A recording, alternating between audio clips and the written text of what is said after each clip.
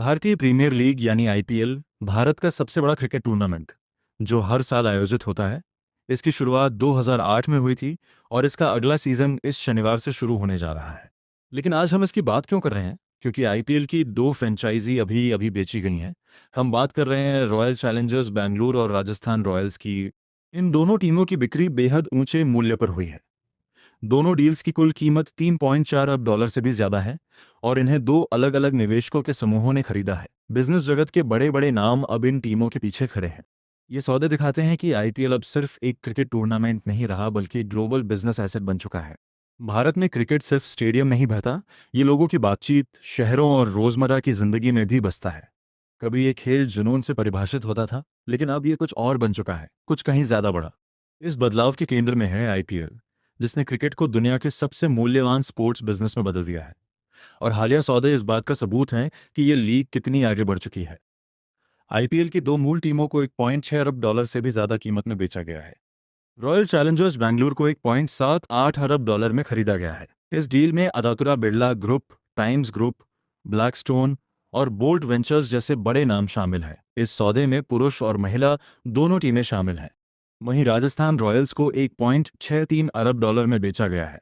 इस कंसोर्टियम का नेतृत्व टेक उद्यमी क्षमानी कर रहे हैं, जिनके साथ वॉलमार्ट और फोर्ड परिवार से जुड़े निवेशक भी शामिल हैं। हालांकि इन दोनों सौदों को अभी भारतीय क्रिकेट बोर्ड की अंतिम मंजूरी मिलनी बाकी है, लेकिन संकेत साफ है, ये अब सिर्फ क्रिकेट नहीं रहा, ये अब बड़ा बिजनेस है।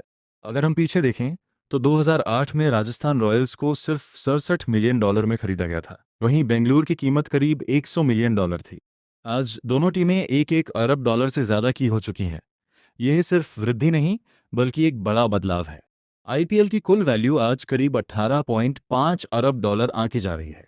इसे टीवी और डिजिटल प्लेटफॉर्म्स पर 1 अरब से ज़्यादा लोग देखते हैं। इसके मीडिया राइट्स की कीमत ही 6 अरब डॉलर से ज़्यादा हो चुकी है। इस स्तर ने टीमों की पहचान बदल दी है।